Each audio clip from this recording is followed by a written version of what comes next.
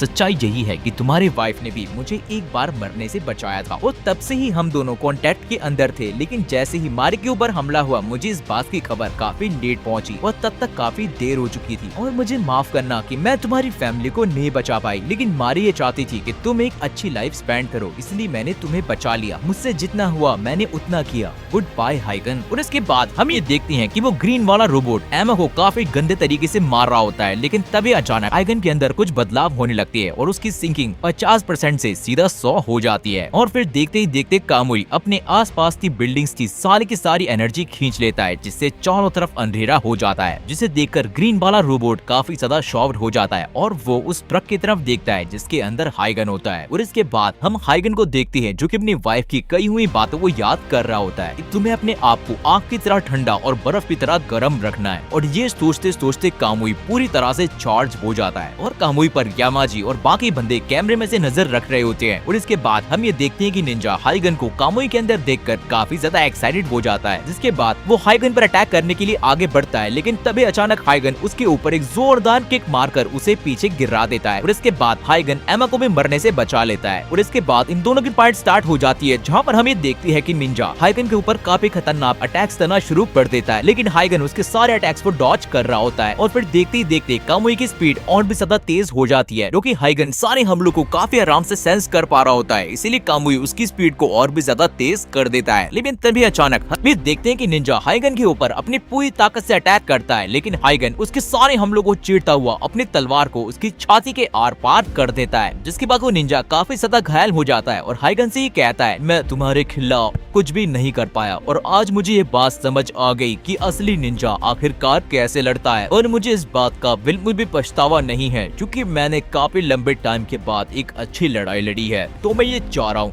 कि मैं मरते मरते तुम्हें भी अपने साथ लेकर चला जाऊं। और ये बोलने के साथ ही वो निंजा अपने सूट के अंदर एक बॉम्ब एक्टिवेट कर देता है और जैसे ये बॉम्ब पड़ता है तो वो दोनों इसकी चपेट में आ जाती हैं। लेकिन हाइगन इतना ज्यादा तेज होता है कि वो उस निंजा को उसके सूट से बाहर निकाल कर बचा लेता है। जिसके बाद हाइगन उस निंजा की तरफ देखता है और ये कहता है कि मैं तुम्हें इतनी आराम से मरने नहीं दूंगा और तुम्हारी मौत इतनी आसान नहीं होगी। और इसके बाद हमारा सीन पलटता है जहाँ पर हम यामाजी और बाकी बंदों को देखते हैं और यहाँ पर ओजा कंपनी की सेक्रेटरी ये बता रही होती है कि आज सुबह हमारे पास एक निंजा का कटा हुआ सर डिलीवर हुआ है। इसका मतलब ये है कि हाइगन हमें कुछ न कुछ जरूर बताना चाह रहा है। लेकिन ओजा कंपनी का सीईओ इन सारी बातों को इग्नोर कर देता है और वही कहता है कि मुझे इन सारी बातों से कोई भी फर्क नहीं पड़ता, मुझे तो बस उस सूट का डेटा चाहिए, अगर मुझे वो मिला तो मजा ही आ जाएगा। जिस पर वही कहती है कि मुझे ऐसा नहीं लगता कि हाइगन हमारे साथ कोई भी डील करेगा। जिस पर ओजा कंपनी का सीईओ ये कहता है कि हम उसे बहुत सारे पैसे देकर खरीद नहीं सकते। और ये सुनने के बाद यामाजी अपनी सीट से उठता है और जाने लगता है। लेकिन तभी वो ये कहता है मैं ये जानता हूँ कि इन सब बातों से कुछ भी नहीं होने वाला और हमें बस अपना प्लान तेज करना चाहिए और मुझे अपने मकसद की चिंता है। और इसके बाद हमारा सीन दोबारा से पलटता है और हम हाइगन और एमा को देखते हैं जहाँ पर एमा हाइगन को ये बता रही होती है कि हमें अभी चिंता करने की कोई भी जरूरत नहीं है क्योंकि वो लोग इतनी जल्दी हम पर दोबारा से अटैक नहीं करेंगे और हमने उनके काफी खतरनाक बंदे को मार दिया है और जब तक उन्हें ऐसा बंदा नहीं मिल जाता जो कि तुमसे टक्कर ले सके तब तक वो कुछ भी नहीं करने वाले। और इसके बाद हमें एक सीन दिखाया दिखाया जाता है जहाँ पर जाय भी एक सूट के सामने खड़ा होता है। और इसके बाद दूसरे सीन में हम यामाजी और जाय को देखते हैं जहाँ पर यामाजी उससे ये कहता है कि तुम ये बात जानते हो ना कि अब बस 2 ही लोग बचे हैं। और ये सुनने के बाद जाय अपना सर झुका लेता है और ये कहता है कि मैं लाइफ के आखिरी छोर तक तुम्हारा साथ दूंगा। और इसके बाद यामाजी उसे हाइगन को मारने का ऑर्डर दे देता है जिसका जाय को काफी लंबे टाइम से इंतजार था। और इसके बाद हम दोबारा से हाइगन और एमा को देखते हैं जहाँ पर हाइगन एमा से पूछता है कि तुम्हारा मारी के साथ क्या रिश्ता है, जिस पर एमा ये बताती है कि मारी ने ही मेरी जान बचाई थी, आज मैं जो भी हूँ उसी की वजह से हूँ। और इसके बाद हमें एमा का एक पास दिखाया जाता है जहाँ पर एमा एक बंदे को मार देती है, लेकिन तभी अचानक मारी वहाँ पर आकर उसे पकड़ लेती है। और इसके बाद हमें बताया जाता है कि मारी एमा का टेस्ट ले रही होती है जहाँ पर एमा पास हो जाती है। और इसके बाद से ही एमा मारी के अंडर काम करना शुरू कर देती है और एमा के लिए मारी एक आइडियल निंजा होती है। और उस समय सभी लोग जाय, हाइगन और मारी को सबसे खतरनाक और बेहतरीन निंजा माना करते थे, लेकिन एमा अपने चेहरे पर हमेशा एक मास्क लगाकर रखती थी। इसके बाद हम ये देखते हैं कि मारी एक बार एमा से उसके मास्क के बारे में पूछती है। इसके बाद एमा ये बताती है कि जब वो छोटी थी तो एक एक्सीडेंट में उसका पूरा का पूरा चेहरा खराब हो गया था और इसीलिए उसकी फैमिली ने एमा को छोड़ दिया था, जिसके बाद ऑर्गेनाइजेशन ने उसे अडॉप्ट कर लिया और उसे निंजा बनने की ट्रेनिंग देना शुरू कर दिया। जिसके बाद निंजा का लीडर ये कहता है तुम्हारा फेस बुरे तरीके से खराब हो चुका है और तुम्हें अब एक आम इंसान नहीं रहना चाहिए, तुम्हें एक निंजा बन जाना चाहिए, एक ऐसा निंजा जो किसी का भी रूप ले सके। और ये सुनने के बाद एमा काफी ज्यादा इम्प्रेस हो जाती है और फिर देखते ही देखते एमा अपना रूप बदलना सीख लेती है। और इसके बाद जैसे ही मारी एमा का मास्क हटाकर उसका असली फेस देखती है तो वो उससे ही कहती है तुम्हारा चेहरा सच में काफी ज्यादा खूबसूरत है क्योंकि तुम इसी चेहरे की वजह से इतनी काबिल निंजा बनी हो। उसके बाद हमारा सीन दोबारा से प्रेजेंट में आता है जहाँ पर हम देखते हैं कि एमा मारी की तारीफ कर रही होती है और ये कहती है कि मारी के शब्दों ने मेरी लाइफ पूरी चेंज कर दी, वो एक बेहतरीन निंजा होने के साथ साथ एक अच्छी इंसान भी थी। और इसके बाद हम दोबारा से एक फ्लैशबैक देखते हैं जहाँ पर मारी एमा को ये बता रही होती है कि मैं बचपन से ही जाय और हाइगन के साथ पली बड़ी हूँ, वो दिखने में काफी खतरनाक लगते हैं लेकिन दिल से काफी अच्छे हैं। मारी की बात सुनने के बाद एमा ये कहती है कि निंजास के लिए अटैचमेंट काफी बुरी चीज है और आखिर में आकर फीलिंग्स ही एक निंजा को मार देती है। और इसके बाद हम ये देखते हैं कि मारी एमा को अपनी सीक्रेट टेक्निक सिखाना शुरू कर देती है और ये वही टेक्निक होती है जो कि एमा ने हाइगन के ऊपर इस्तेमाल की थी। और इसके बाद एमा उससे पूछती है कि हमें तो ये बताया गया था कि हमें अपना सीक्रेट आर्ट किसी को भी नहीं सिखाना है, जिस पर मारी कहती है क्या पता ये कभी तुम्हारे काम आ जाए। और इसके बाद हमें दिखाया जाता है कि यामाजी यूएस आर्मी के साथ एक कॉन्ट्रैक्ट को साइन करता है, जिसके बाद वो अपने सारे निंजास को लेकर यूएस आ जाता है और उसके निंजा यूएस आर्मी के साथ ट्रेनिंग करना शुरू कर देते हैं। जब एक दिन एमा अपनी रिपोर्ट यामाजी को देती है तो वो उससे ये पूछता है क्या तुम ये बता सकती हो कि निंजास के लिए उनका प्राइड क्या है, जिस पर एमा ये कहती है कि निंजास के लिए उनकी प्राइड जापान की रक्षा करना है। जिस पर यामाजी ये कहता है सपोज करो अगर जापान ही मिट जाए तो उस केस में निंजास का क्या होगा। और इसके बाद हमें दिखाया जाता है कि निंजास का लीडर बीमार रहना शुरू कर देता है, जिसके बाद यामाजी सारा कंट्रोल अपने हाथ में ले लेता है। पर कुछ निंजा इस बात से खुश नहीं होते। और इसके बाद में दोबारा से एमा और मारी को दिखाया जाता है जहाँ पर मारी उससे बताती है कि मैं अभी प्रेग्नेंट हूँ और मैंने निंजास के कोड को तोड़ दिया है, इसलिए मैं यहाँ पर नहीं रह सकती। और इसके बाद हमें देखते हैं कि हाइगन और मारी अपनी फैमिली बसाने की प्लानिंग कर रहे होते हैं और दूसरी तरफ हमें देखती है कि निंजास के लीडर की डेथ भी हो चुकी होती है। जिसके बाद यामाजी सारे निंजास को ये बताता है कि हमारी ऑर्गेनाइजेशन अब जापान की रूल्स को फॉलो नहीं करेगी और हम यहाँ से अब यूएस ट्रांसफर हो जाएंगे और जो भी निंजा इस ऑर्डर को फॉलो नहीं करेगा उसे ऑर्गेनाइजेशन से निकाल दिया जाएगा। लेकिन तभी अचानक हमें देखते हैं कि 3 सीनियर निंजास यामाजी के ऑर्डर का विरोध करते हैं और उनमें से 2 निंजा उस पर अटैक करने के लिए आगे बढ़ते हैं। और तभी यामाजी अपनी सीक्रेट निंजा टेक्निक का इस्तेमाल करके उन दोनों को मार देता है, जिसके बाद वो तीसरा निंजा भी डर जाता है। जिसके बाद काफी सारे निंजास यामाजी के खिलाफ हो जाते हैं लेकिन वो कुछ भी नहीं कर पाते। और इसके बाद यामाजी उनसे कहता है कि मैं एक असली निंजा हूँ और जब तक मैं जिंदा हूँ तो मैं अपने निंजास को मरने नहीं दूंगा। और अगली सीन में हम ये देखते हैं कि वो सारे निंजास जो कि यामाजी के अगेंस्ट होते हैं वो उसको मारने के लिए प्लान बनाना शुरू कर देते हैं, लेकिन सीनियर निंजा उनको रोक देता है और वही कहता है कि अगर हमने यामाजी से बदला लिया तो वो हम सबको मार देगा, जिससे निंजास का वजूद खत्म हो जाएगा। इससे बेहतर ये है कि हम सब यहाँ से भाग जाएंगे। और अगली सीन में हम ये देखते हैं कि मारी सीनियर निंजा से मिलने के लिए आती है और वो उसे वही बटन दिखाती है जिसे गर्दन पर लगाकर अपने फेस को बदला जा सकता था। जिसके बाद मारी उनसे कहती है मैं अकेली ही इस पर काफी लंबे टाइम से काम कर रही थी तो ये हमें छिपने में और यहाँ से भागने में मदद करेगा। जिसके बाद सीनियर निंजा उसे थैंक्स बोलकर उसे अपने बच्चे का ख्याल रखने के लिए कहता है। पर जैसे ही मारी वहाँ से जा रही होती है तभी उसकी मुलाकात एमा से होती है जो कि उसे कहती है कि पुराने निंजास के लीडर ने मुझे एक काम दिया था। और इसके बाद हमें पता लगता है कि एमा मारी पर नजर रख रही होती है ताकि वो ये पता लगा सके कि मारी एक अच्छी निंजा है या फिर नहीं, और अगर वो लीडर बनने के लायक नहीं है तो उसे मार दिया जाए। है। और ये सुनने के बाद मारी कहती है मैं इस बात को पहले से ही जानती थी। और इसके बाद हमें देखते हैं कि एमा उससे अपना बच्चा गिराने को कहती है जिससे वो दोबारा से एक असली निंजा बन सके, लेकिन मारी मना कर देती है। जिसके बाद ये दोनों आपस में भिड़ जाते हैं और मारी उससे कहती है कि तुम इतने टाइम से अपनी पावर्स छुपा रही थी। जिस पर एमा ये कहती है कि लोगों को धोखा देना और अपना चेहरा बदलना यही मेरा काम है। और फिर देखते ही देखते एमा मारी पर भारी पड़ना शुरू कर देती है और उसको हरा देती है। जिसके बाद एमा उससे ये कहती है कि अगर तुम अपने बच्चे को बचाने की कोशिश नहीं करती तो आज तुम जीत जाती। पर तभी अचानक हम ये देखते हैं कि एमा उसको मार नहीं पाती और वो खुद को मारने के लिए अपनी तलवार वो अपने पेट में घुसा रही होती है। पर तभी मारी उसको रोक लेती है और ये कहती है इन निंजास के पास इमोशंस नहीं होते, लेकिन मेरे पेट में पल रहे बच्चे ने मुझे एक आस दी है, वो मेरे लिए एक फैमिली का काम करेगा। और इमोशंस कभी भी एक निंजा को नहीं मारते, वो तो बस उसे एक नई जिंदगी देते हैं। और तुम अपने आप को मत मारो, मैंने हमेशा से तुम्हें एक फैमिली माना है। और ये सारी बातें सुनने के बाद एमा रोने लगती है। इसके बाद हम ये देखते हैं कि एमा यामाजी के साथ ऑर्गेनाइजेशन का हिस्सा बनने के लिए तैयार हो जाती है ताकि वो उन सब पर नजर रख सके। और इसके बाद हम ये देखते हैं कि एमा FBI पर नजर रखने के लिए उसमें शामिल भी हो जाती है। और इसके बाद हमारा सीन दोबारा से प्रेजेंट में आता है जहाँ पर एमा हाइगन को ये बताती है कि जब भी मारी लड़ा करती थी तो वो किसी न किसी को बचाना चाहती थी और मारी सच में एक हाई रैंक निंजा थी और मैं भी मारी की तरह ही अपनी ड्यूटी को निभाना चाहती हूँ। और इसके बाद एमा हाइगन को ये बताती है कि जब मैं ऑर्गेनाइजेशन के अंदर थी तो मैंने यामाजी के मास्टर प्लान का पता लगा लिया था कि आखिरकार वो क्या करना चाहता है। और इसके बाद अगली सीन में हम ये देखते हैं कि ओजा कंपनी का CEO और एक प्रेसिडेंट के बीच में एक मीटिंग चल रही होती है जहाँ पर ओजा कंपनी का CEO उसके सामने एक प्लान रखता है जिसके अंदर ओजा कंपनी उसकी कंट्री के अंदर एक पावर प्लांट स्टार्ट करेगी, लेकिन वो प्रेसिडेंट इसके लिए मना कर देता है और ये कहता है कि हम इसके लिए इतनी ज्यादा जल्दी नहीं कर सकते वरना हमारी कंट्री के अंदर प्रोटेस्ट होना शुरू हो जाएगा। और इसके बाद ओजा कंपनी का CEO उसे काफी सारे बड़े लोगों के और पॉलिटिशियंस के नाम दिखाता है जिन्होंने इस प्रोजेक्ट के लिए हाँ कर दिया है, जिसको देखने के बाद ये प्रेसिडेंट काफी ज्यादा चौंक जाता है। और फिर अगली सीन में हम दोबारा से हाइगन और एमा को देखते हैं जहाँ पर एमा हाइगन को यामाजी के सारे प्लान के बारे में बता रही होती है कि यामाजी ओजा कंपनी को बचाने के लिए सारे निंजास का इस्तेमाल कर रहा है और ओजा कंपनी सारी कंट्रीज के एनर्जी सोर्सेज पर अपना कब्जा करना चाहती है। और इसके बाद एमा ये बताने लगती है जब मैंने यामाजी के साथ काम करना शुरू किया था तो मुझे इस बात का पता लग गया था कि यामाजी और ओजा कंपनी सारे के सारे निंजास को एक पपेट की तरह इस्तेमाल कर रहे हैं और इसीलिए मैंने इनके बारे में इतनी सारी इन्फॉर्मेशन कलेक्ट कर ली थी ताकि मैं बाद में तुम्हारी मदद कर सकूं। और इसके बाद हमारा सीन पलटता है और हम माइक और जेसन को देखते हैं जहाँ पर माइक जेसन को निंजास के बारे में सारा कुछ बता देता है। और ये सारी बातें सुनने के बाद जेसन काफी ज्यादा डर जाता है, जिसके बाद माइक जेसन को ये समझाता है कि अगर तुम ऐसे ही अकेले ओजा कंपनी के सर्वर्स को हैक करने की कोशिश करते रहते तो एक दिन तुम जरूर पकड़े जाते, लेकिन अब तुम मेरे साथ हो तो तुम मेरा साथ दे सकते हो और ये मेरी जिम्मेदारी है कि मैं तुम्हें प्रोटेक्ट करूंगा। और ये सुनने के बाद जेसन चैन की सांस लेता है। जिसके बाद एमा हाइगन से कहती है लेकिन तुम्हें अपने गुस्से पर कंट्रोल करना पड़ेगा। जिसके बाद हाइगन ये कहता है कि मैं अपने गुस्से पर इतनी जल्दी कंट्रोल नहीं कर सकता। और फिर देखते ही देखते रात हो जाती है और ये दोनों एक सुनसान सी जगह पर रुक जाते हैं जहाँ पर हम ये देखते हैं कि हाइगन अब भी मारी के बारे में सोच रहा होता है। और इसके बाद हमारा सीन पलटता है और हम ये देखते हैं कि ओजा कंपनी का CEO एक और प्रेसिडेंट को अपने निंजा रोबोट का डेमो दे रहा होता है कि कैसे एक निंजा रोबोट किसी भी देश की आर्मी को चुटकियों में हरा सकता है। और ये देखने के बाद प्रेसिडेंट काफी ज्यादा इम्प्रेस हो जाता है। और इसके बाद अगली सीन में हमें दिखाया जाता है कि बिग डी अपने रोबोट को वायरलेसली चार्ज करने के लिए एक्सपेरिमेंट कर रहा होता है, लेकिन तभी अचानक हम एमा को देखते हैं जो कि वहीं पर होती है और वो कामुई के लिए एक चार्जिंग प्लेट उठा लेती है जिससे हाइगन कामुई को कहीं भी चार्ज कर सकता है। और इसके बाद एमा यहाँ से जाने लगती है, लेकिन तभी अचानक बिग डी उसको देख लेता है और इसके बाद वो एमा पर अटैक करना शुरू कर देता है और वो अपने दो बड़े बड़े रोबोटिक कीड़ों से एमा पर हमला करता है। लेकिन तभी अचानक वहाँ पर एंट्री होती है कामुई की और हाइगन सही समय पर आकर एमा को बचा लेता है। और हाइगन को देखने के बाद बिग डी ये कहता है कि ये तो एक वॉरियर टाइप रोबोट है और मैं हमेशा से ही एक वॉरियर टाइप रोबोट के साथ लड़ना चाहता था और मुझे ये बात पता है कि तुम क्या ढूंढ रहे हो। अगर तुम मुझे हरा देते हो तो मैं तुम्हें यामाजी का पता बता दूंगा। पर एमा को ये सारी बातें चाल लग रही होती हैं, जिस पर हाइगन ही कहता है कि मुझे इस बात से कोई भी फर्क नहीं पड़ता, अगर मैं इसे हरा दूंगा तो मैं यामाजी का पता लगा सकता हूँ। और फिर देखते ही देखते कामुई उन कीड़ों से भिड़ जाता है, लेकिन तभी अचानक एक कीड़ा कामुई को पकड़ लेता है जिसके बाद वो उसे इलेक्ट्रिक शॉक्स देना शुरू कर देता है। और ये देखने के बाद एमा ये सोचती है कि जरूर इसके पास कोई दूसरा प्लान है, इससे पहले ये कोई दूसरा प्लान अप्लाई करे मुझे कुछ करना पड़ेगा। और ये सोचने के बाद एमा 72 पावर रिएक्टर की तरफ जाने लगती है जिससे बिग डी अपने रोबोट को चार्ज कर रहा होता है। लेकिन तभी अचानक एमा के सामने बिग डी का दूसरा कीड़ा आ जाता है, लेकिन एमा उससे बचकर पावर रिएक्टर की तरफ भागने लगती है। और इसके बाद हम हाइगन को देखते हैं जो कि उस कीड़े की पकड़ से छूट जाता है और इसके बाद वो बिग डी के साथ मुकाबला करने के लिए तैयार हो जाता है। और इसके बाद बिग डी कामुई कामुई के ऊपर काफी खतरनाक अटैक्स करना शुरू कर देता है और दूसरी तरफ हम एमा को देखते हैं जो कि उस कीड़े को एक शॉप देकर कुछ देर के लिए बेहोश कर देती है। और फिर जैसी एमा पावर रिएक्टर की तरफ बढ़ती है तो वो रोबोटिक कीड़ा दोबारा से एमा के ऊपर अटैक कर देता है, लेकिन इस बार एमा एक एनर्जी सिलेंडर को उसकी तरफ फेंकती है और उसके ऊपर गोली चला देती है। इसके बाद एक काफी खतरनाक धमाका होता है और आसपास की सारी चीजें टूटना शुरू हो जाती हैं और पावर सप्लाई भी बंद हो जाती है और एमा इस धमाके से बचने के लिए जमीन पर लेट जाती है, लेकिन ये धमाका इतना ज्यादा तेज होता है कि जमीन भी टूट जाती है और एमा नीचे गिरने लगती है। लेकिन तभी कामुई आकर उसको बचा लेता है, पर देखते ही देखते कामुई की बैटरी भी खत्म होने लगती है, जिसको देखकर बिग डी कहता है, अरे वाह क्या नजारा है, अगर मैं अपने बंदों को यहाँ पर बुला लूं तो तुम्हारा काम यहीं पर खत्म हो जाएगा, पर मैं ऐसा नहीं करूंगा, मैं तुमसे एक असली वॉरियर की तरह लड़ना चाहता हूँ, तो अगली बार हमारी मुलाकात आखिरी मुलाकात होगी। और ये कहने के बाद बिग डी वहाँ से चला जाता है। हम ये देखते हैं कि हाइगन और एमा दोबारा से उस ट्रक के अंदर जा रहे होते हैं जहाँ पर हाइगन एमा के हाथ में पट्टी कर रहा होता है, जिसके बाद हाइगन उससे पूछता है, मैं ये बात अच्छे से जानता हूँ कि तुम मेरी जान बचाकर मारी की इच्छा पूरी कर रही हो, लेकिन मारी ने ऐसा नहीं कहा था, तुम ऐसा क्यों कर रही हो? जिस पर एमा ये कहती है, मैं थोड़ी सेल्फिश हूँ और मैंने मारी के मरने के बाद खुद से ही वादा किया था कि चाहे कुछ भी हो जाए मैं तुम्हारा साथ दूंगी और तुम मुझे भले समझो या ना समझो, ये मैं खुद के लिए कर रही हूँ। और ये दोनों आपस में बात कर ही रहे होते हैं, लेकिन तभी अचानक एमा की वॉच में एक नोटिफिकेशन आती है जिससे उसे ये पता लगता है कि किसी ने उसका कंप्यूटर ऑन किया है, जिसको देखकर हाइगन को ऐसा लगता है कि ये निंजा ऑर्गेनाइजेशन का काम है, पर एमा ये समझ जाती है कि ये सब माइक ने किया है। और इसके बाद हमारा सीन माइक और जेसन पर जाता है जो कि एमा की कार से ट्रेवल कर रहे होते हैं और यहाँ पर हमें देखते हैं कि जेसन एमा के कंप्यूटर को हैक करने की कोशिश कर रहा होता है और वो ऐसा नहीं कर पाता और वो फेल हो जाता है, जिसके बाद जेसन माइक से कहता है, ये सारा कुछ कोई जीनियस ही कर सकता है, इसका मतलब एमा कोई नॉर्मल इंसान नहीं है। और इसके बाद माइक एमा के बारे में सोचने लगता है, लेकिन तभी अचानक हमें देखते हैं कि कार का रेडियो अपने आप चालू हो जाता है और इसके बाद हमें एमा और माइक का एक फ्लैशबैक दिखाया जाता है जहाँ पर ये दोनों पहली बार मिलते हैं और माइक उसे मिलने के लिए एक बार के अंदर बुलाता है और उसे समझा रहा होता है, तुम्हें दूसरों की बात सुननी चाहिए और तुम्हें सारा कुछ अकेले नहीं करना चाहिए, तुम्हें अपने दोस्तों पर भी भरोसा होना चाहिए। और इसके बाद माइक उसे अपने ऊपर भरोसा करने के लिए कहता है, लेकिन एमा इसके लिए अभी रेडी नहीं होती। और तभी अचानक हमें देखते हैं कि माइक बार में खड़ा होकर गाना गाने लगता है और ये वही गाना होता है जो कि रेडियो में बज रहा होता है और तभी से माइक और एमा एक साथ काम करना शुरू कर देते हैं। और इसके बाद हमारा सीन दोबारा से प्रेजेंट में आता है जहाँ पर हम ये देखते हैं कि माइक और जेसन अपनी कार को रोक देते हैं और उन्हें ऐसा लगता है कि ऑर्गेनाइजेशन के बंदे उन्हें मारने के लिए उनका पीछा कर रहे हैं। और इसके बाद जेसन गाड़ी से बाहर निकलता है और वो अपने सामने खड़े हुए बंदे के पास पटाखे फेंक देता है और जैसे ही माइक गाड़ी से बाहर निकलता है तो वो अपने सामने हाइगन को देखता है और इसके बाद ये चारों आपस में बैठकर बात करना शुरू कर देते हैं, जहाँ पर एमा माइक को अपने बारे में सारा कुछ बता देती है। और एमा की सच्चाई सुनने के बाद माइक को काफी ज्यादा गुस्सा आता है और वो एमा से ये कहता है, तुमने जानबूझकर मुझे जेसन के पास भेजा ताकि मैं इन सारी चीजों से दूर रहूं, तुमने मेरा भरोसा तोड़ दिया है एमा। और ये बोलने के बाद माइक वहाँ से जाने लगता है, लेकिन तभी उसका पैर नीचे पड़े पटाखों पर पड़ जाता है जिससे माइक को चोट भी लग जाती है। और इसके बाद हम ये देखते हैं कि एमा माइक की चोट पर पट्टी बांध रही होती है और उससे माफी मांगने लगती है, जिसके बाद माइक उसे कहता है कि तुमने शायद किसी को सच ना बताने वाली कसम खाई है। और इसके बाद माइक अपनी बच्ची की ड्राइंग एमा को देता है और ये कहता है कि मैंने भी एक कसम खाई है, एक एक्सीडेंट में मेरी बच्ची की जान चली गई थी और तभी से मैंने ये फैसला कर लिया था कि मैं सारे मासूमों की जान बचाऊंगा, पर अब मुझे ऐसा लगता है कि ये कसम मुझे ही खाने को दौड़ रही है। लेकिन मैंने अपने एक्सपीरियंस से ये सीखा है कि सारे इंसान एक ही जैसे होते हैं, क्योंकि हर इंसान किसी न किसी चीज से बंधा हुआ है, चाहे फिर मैं हूँ या फिर तुम। और इसके बाद माइक आगे ये कहता है कि मैं तुमसे बिल्कुल भी गुस्सा नहीं हूँ और तुम मुझ पर चाहो तो भरोसा कर सकती हो, और ये बात मैंने तुमसे पहले भी कही है। और माइक की सारी बातें सुनने के बाद एमा ये कहती है कि तुम्हें अभी तुम्हारी बेटी की ड्राइंग एक कर्ज की तरह लग रही होगी, लेकिन मुझे भरोसा है कि ये एक दिन तुम्हारे काम जरूर आएगी। और इसके बाद हम ये देखते हैं कि एमा माइक को ओजा कंपनी और यामाजी के बारे में सारा कुछ बताना शुरू कर देती है और ओजा कंपनी के रोबोट्स को देखकर जेसन काफी ज्यादा चौंक जाता है, जिसके बाद माइक ही कहता है, अगर ये सारी बात हम बाहर लोगों को बताएंगे तो वो हमारी बातों पर विश्वास नहीं करेंगे। जिसके बाद एमा ही कहती है, लेकिन हम भी हाथ पर हाथ रखकर नहीं बैठ सकते और एक बार यामाजी का प्लान सक्सेसफुल हो गया तो हम कुछ भी नहीं कर पाएंगे। हम ये देखते हैं कि ओजा कंपनी का सीईओ गवर्नमेंट के कुछ बंदों के साथ एक स्पेशल मीटिंग कर रहा होता है और ये सारे बंदे ओजा कंपनी के सीईओ को एक खास तरह के इंसिडेंट को छुपाने के लिए कहते हैं, जिससे किसी को भी इस बात का पता ना चले। जिसके बाद वो उनकी बात को मान लेता है और इसके बाद हम एमा और माइक को देखते हैं, जहाँ पर एमा उसे ओजा कंपनी के बारे में सारा कुछ बता रही होती है और ये कहती है ओजा कंपनी के पास काफी एडवांस टेक्नोलॉजी है जिसने ह्यूमंस को काफी आगे पहुंचा दिया है। और ये सुनने के बाद माइक थोड़ा चिढ़ जाता है, जिसके बाद एमा ये कहती है कि वो और हाइगन ओजा कंपनी के पावर प्लांट्स को तबाह करने वाले हैं और उनके एनर्जी सोर्सेज को भी चुराने वाले हैं। और इसके बाद एमा माइक और जेसन को ओजा कंपनी की सीक्रेट इन्फॉर्मेशन कलेक्ट करने के लिए कहती है, जिससे उनकी की सच्चाई लोगों के सामने लाई जा सके। और इसके बाद माइक ये कहता है कि इससे तो छुपे हुए निंजास की आइडेंटिटी भी सामने आ जाएगी, जिसपे हाइडन ही कहता है कि मुझे इससे कोई भी फर्क नहीं पड़ता। जिसके बाद हम ये देखते हैं कि माइक एमा से ये पूछता है या तुम्हारे और हाइडन के बीच में कुछ चल रहा है। और ये सुनने के बाद एमा माइक के दोनों नींबुओं का नींबू पानी बना देती है और ये सारे बस के अंदर हंसी मजाक कर रहे होते हैं, लेकिन ये सारे इस बात से अनजान होते हैं कि उनके ट्रक के नीचे एक ट्रैकिंग डिवाइस लगा हुआ है। और इसके बाद हमारा सीन पलटता है और हम ओजा कंपनी के सीईओ और यामाजी को देखते हैं, जहाँ पर वो यामाजी से कहता है आखिर उस लप्पू से बिग डी ने हाइगन को जाने क्यों दिया और तुमने उसे कुछ कहा भी नहीं। जिस पर यामाजी कहता है कि बिग डी का रोबोटिक सूट बंद होने वाला था, अगर वो ऐसी हालत में हाइगन से लड़ता तो वो कभी भी जीत नहीं पाता। और ये सुनने के बाद ओजा कंपनी का सीईओ भड़क जाता है, जिसके बाद वो यामाजी से कहता है कि ये सब तुम्हारे फालतू निंजास की गलती है, तुमने ये प्लान को जल्दी एग्जीक्यूट करने के लिए कहा था और जो लोग हमारा पावर प्लांट खरीदने के लिए आए थे, अब मैं उन लोगों को क्या बोलूं। और मैं इस पूरी दुनिया को एक गेम के अंदर बदलने वाला हूँ जिसको मैं कंट्रोल करूंगा। अगर तुम्हारे निंजास मेरे बीच में आए तो अच्छा नहीं होगा, समझे। लेकिन तभी अचानक हमें देखते हैं कि क्रू उन दोनों की सारी बातें सुन रहा होता है, जिसके बाद यामाजी कहता है इस सारे के सारे निंजासत काम इस दुनिया के बेकार लोगों को खत्म करना है और तुम भी उनमें से एक हो। जिस पर सीईओ घबराते हुए कहता है क्या तुम मुझे धमकी दे रहे हो, अगर तुम्हारा कोई निंजा या तुम मेरे रास्ते में आए तो अच्छा नहीं होगा। जिसके बाद यामाजी कहता है फाइनली वो टाइम अब आ चुका है। और तभी अचानक हमें एक सीन दिखाया जाता है जहाँ पर जायद ध्यान लगा रहा होता है। और इसके बाद हमारा सीन दोबारा से एमा और हाइगन पर शिफ्ट होता है, जहाँ पर एमा हाइगन को कामुई के बारे में बता रही होती है और ये कहती है कि ये सूट काफी ज्यादा पावरफुल है और तुम्हें इसे अपनी वाइफ की तरह ट्रीट करना होगा, वरना ये तुम्हारी बातें नहीं सुनेगा। और ये सुनने के बाद हाइगन कहता है तुम पहले ही मेरे लिए काफी कुछ कर चुकी हो और अब तुम्हें माइक पर ध्यान देना चाहिए, और जब ये सारा कुछ खत्म हो जाएगा तो तुम अपने लिए एक सेफ जगह ढूंढ लेना। और इस सारी बातें सुनने के बाद भी एमा हाइडन का साथ देना नहीं छोड़ती और वो ये कहती है कि भले ही जेसन के माथे पर सी लिखा हुआ है, लेकिन उसकी नॉलेज कमाल की है जो कि हमारे काम आ सकती है। जिसके बाद ये सारे मिलकर खाना खाने लगते हैं। और अगली सीन में हम ये देखते हैं कि ओसा कंपनी का सीईओ यूएस के सेक्रेटरी से बात कर रहा होता है, जो कि पावर प्लांट में हुए धमाके के बारे में पूछता है। जिस पर वो ये कहता है कि कोई तो है जो हमारे पावर प्लांट को खत्म करना चाहता है, लेकिन FBI उसको ढूंढ रही है। जिस पर सेक्रेटरी कहता है कि मैं वहाँ पर आकर सारा कुछ चेक करना चाहता हूँ। और ये सुनने के बाद ओजा कंपनी का सीईओ उसको मना कर देता है और ये कहता है कि मैं तुम्हारे ड्रीम्स को पूरा करने में इतनी ज्यादा मेहनत कर रहा हूँ। लेकिन तभी अचानक सेक्रेटरी बीच में कॉल को काट देता है